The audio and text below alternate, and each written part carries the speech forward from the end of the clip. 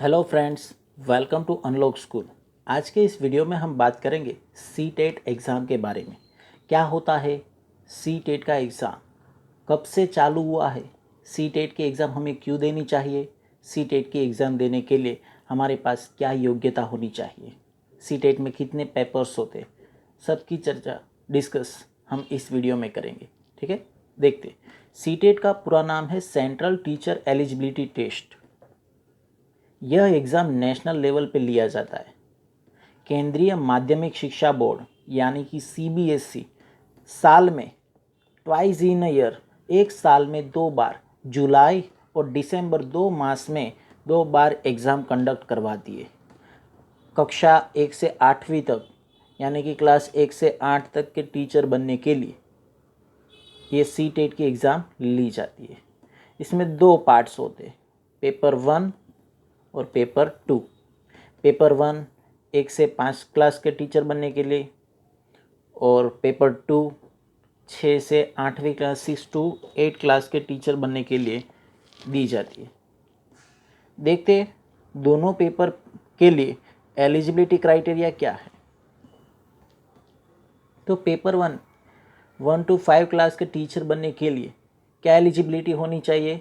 तो सबसे पहले 12th विथ एटलीस्ट 50% मार्क्स, यानी कि 12वीं आपने 50% मार्क्स से पास की होनी चाहिए, plus 2 year diploma in elementary educations होना चाहिए। अगर ये एलिजिबिलिटी नहीं है तो 12th plus 4 year bachelor of elementary educations होना चाहिए।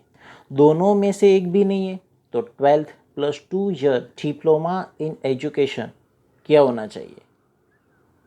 तो पेपर 1 के लिए देखा। आगे बात करते हैं पेपर 2 के लिए, यानी कि 6 to 8 क्लास के लिए क्या एलिजिबिलिटी है। तो 6 to 8 क्लास के टीचर बनने के लिए सबसे पहले ग्रेजुएशन होना चाहिए। ग्रेजुएशन नहीं भी है उसका भी ऑप्शन है। देखते पहले बात करते graduation degree plus 2 year diploma in elementary educations. अगर वो नहीं है तो bachelor degree with at least 50% marks, यानी कि ग्रेजुएशन 50% मार्क्स के साथ plus 1 year bachelor in educations, 1 year वाला बीएड होना चाहिए। वो भी नहीं है तो क्या 12th एटलीस्ट 50% मार्क्स के साथ पास किया होना चाहिए, और 4 year bachelor in elementary education होना चाहिए, तब आप पेपर 2 दे सकते हो। दोनों की फ़ीस आप लोग जानते होंगे। पेपर 1 1000 रुपीज़, SC ST के लिए, OBC के लिए 500 रुपीज़। दोनों पेपर देने हैं तो 1200 रुपये उसकी फ़ीस है, आप जानते ही हो, बराबर। ओके, आगे बात करते हैं एज लिमिट के बारे में। दोस्तों, मिनिमम एज 18 ईयर और नो अपर एज लिमिट, यानी कि अपर एज लिमिट यहाँ पर है नहीं। जब तक आपकी एलिजिबिलिटी है, आप योग्य हो, तब तक आप एग्ज़ाम दे सकते हो। अब बहुत ही इम्पोर्टेंट बात करने जा रहे हैं CTET number of attempts. CTET का एग्ज़ाम कितनी बार अटैम्प्ट कर सकते, अनलिमिटेड अटैम्प्ट्स, आप चाहो उतनी बार अटैम्प्ट कर सकते हो। नीचे दिया गया देखिए दोस्तों, a candidate who has qualified CTET can also appear again for improving score. अगर कोई बंदा एक बार सीटेट पास कर चुका है और उसको स्कोर अपना बढ़ाना चाहता है तो फिर से दूसरी बार वो सीटेट की एग्ज़ाम देके अपना स्कोर बढ़ा सकता है। यानी कोई लिमिट नहीं है, अनलिमिटेड अटैम्प्ट्स कर सकते हो। आगे बात करते हैं हम एग्ज़ाम्स का पैटर्न्स के बारे में। किस तरह का पैटर्न्स होता है। सबसे पहले बात करेंगे पेपर 1 का पैटर्न। तो पेपर 1 2.5 घंटे का होता है, 2.30 आवर्स। नीचे टेबल में सब्जेक्ट, MCQ टाइप क्वेश्चंस आते हैं और कितने मार्क्स, तो हर क्वेश्चंस का 1 नंबर होगा। तो सब्जेक्ट्स में बात करते हैं तो सबसे पहले कंपलसरी सब्जेक्ट है चाइल्ड डेवलपमेंट एंड पेडागोजी, यानी कि CDP। 30 क्वेश्चंस 1 से 30 नंबर तक आते हैं, उसके 30 मार्क्स रहते हैं। आगे बात करें लैंग्वेज, 2 आती है, दोनों कंपलसरी है। और दोस्तों लैंग्वेज की हम डीप में आगे चर्चा करने वाले हैं। लैंग्वेज इंडियन 20 लैंग्वेजेस अवेलेबल है सीटेट के अंदर। कौन सी लैंग्वेज चूज़ करनी है वो आपके ऊपर डिपेंडेबल है। लैंग्वेज आपको 20 जो भी आपको पसंद आए वो आप लैंग्वेज 1 रख सकते हो, जो इसमें आप अच्छी लैंग्वेज आपकी पकड़ जिसमें अच्छी हो। दूसरी कोई भी 20 में से लैंग्वेज चूज़ कर सकते हो। लैंग्वेज के क्वेश्चंस 91 से 120 और दूसरी लैंग्वेज 121 से 150 तक क्वेश्चंस आते हैं। बाकी बचा मैथमेटिक्स, उसके 30 क्वेश्चंस 30 नंबर्स के। एनवायरमेंटल स्टडीज़ 30 क्वेश्चंस 30 नंबर्स के। अब ओके, आगे बात करते हैं पेपर 2। उसका पैटर्न कैसा है? सेम पैटर्न, सिर्फ यहाँ पर सब्जेक्ट चेंज हो। सेम पैटर्न, 2.5 घंटे का पेपर होता है। सब्जेक्ट CDP कंपलसरी है, पेपर 1 में भी आता था, पेपर 2 में भी है। Child development and pedagogy 30 question 30 number के। लैंग्वेज 1 और 2 पता ही है आपको। दोस्तों सबसे पहले बात कर ले तो 1 से 30, 31 से 60 मैथमेटिक्स और साइंस होगा, तो उसमें 31 से 60 मैथमेटिक्स और 61 से यानी कि 61 से 61 यानी कि 61 से 90 तक साइंस रहेगा, बराबर। तो ये 60 क्वेश्चंस ये कंपलसरी है। लैंग्वेज 1 91 से लेके 120 और लैंग्वेज 2 121 से लेके पेपर्स में 150 तक का नंबर्स के क्वेश्चंस उसके रहेंगे।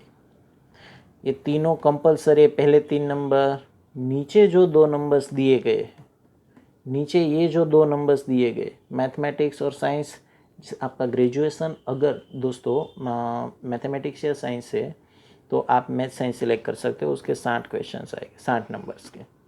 और SST की बात करें, सोशल साइंस टीचर, बराबर, अगर आप कॉमर्स BA किया हुआ है तो आप SST सेलेक्ट कर सकते हो, उसमें 60 क्वेश्चन 60 नंबर के रहेंगे। ये दोनों ऑप्शनल है, ये सिलेक्ट किया तो ये 60 क्वेश्चंस आएंगे, वो नहीं किया तो ये 60 क्वेश्चंस आएंगे। टोटल मार्क्स 150 होगा क्वेश्चंस और number of marks 150। Okay, next आगे बात करते हैं। दोस्तों मैंने बात की थी लैंग्वेजेस के बारे में। 20 इंडियन लैंग्वेजेस मौजूद है सीटेट के एग्ज़ाम में। इसमें से कोई भी 2 एग्ज़ाम के अंदर आप 2 लैंग्वेज आपको चूज़ करनी होती है। तो 20 लैंग्वेज में इंग्लिश, हिंदी, असमी, बंगाली, गारो, गुजराती, कन्नड़, खासी, मलयालम, मणिपुरी, मराठी, मिजो, नेपाली, उड़िया, पंजाबी, संस्कृत, तमिल, तेलुगु, तिब्बतन एंड उर्दू, इसमें से कोई भी 2 लैंग्वेज आप चूज़ कर सकते हो। अब नेक्स्ट आगे बात करते हैं। तो पासिंग मार्क्स एग्ज़ाम सीटेट के एग्ज़ाम्स के अंदर पासिंग मार्क्स कितने होते हैं? अगर कोई बंदा जनरल कैटेगरी से होता है तो उसको 150 में से 60% मार्क्स पास करने के लिए, एग्ज़ाम पास करने के लिए 60% मार्क्स चाहिए, यानी कि 90 मार्क्स चाहिए। अगर कोई बंदा OBC कैटेगरी से हो, ओकेजनली बैकवर्ड कास्ट से हो, तो उसको 150 में से 55% मार्क्स पासिंग के लिए चाहिए, यानी कि 85 नंबर्स चाहिए। कोई बंदा SC ST कैटेगरी से हो तो उसको सीटेट एग्ज़ाम पास करने के लिए 82 यानी 82 मार्क्स चाहिए। दोस्तों ये एग्ज़ाम का एक प्लस पॉइंट ये है कि अगर आप एग्ज़ाम्स के अंदर गलत आंसर देते हो तो उसका कोई नेगेटिव मार्किंग नहीं है, यानी आपका मार्क्स माइनस कटता नहीं है, नेगेटिव नहीं होता है। और जितने भी गलत आंसर दोगे उसका मार्क्स आपका जो होगा वही जाएगा, उसके अलावा कोई नेगेटिव मार्किंग नहीं होगा। आगे बात करते हैं दोस्तों, ये सीटेट एग्ज़ाम अगर आपने पास कर लिया तो आप कहाँ कहाँ अप्लाई कर सकते हो? आपको सीधा डायरेक्ट जॉब लग सकता है? नहीं दोस्तों, डायरेक्टली जॉब नहीं लग सकता है। देखते हैं, CTET certificate is the minimum eligibility of central government teaching job. It is like an added bonus to your profile. ये सर्टिफिकेट सिर्फ और सिर्फ आपकी प्रोफाइल को बढ़ाती है। आपकी एलिजिबिलिटी बढ़ाती है। इससे पास करने से डायरेक्ट आपको जॉब नहीं मिलता है।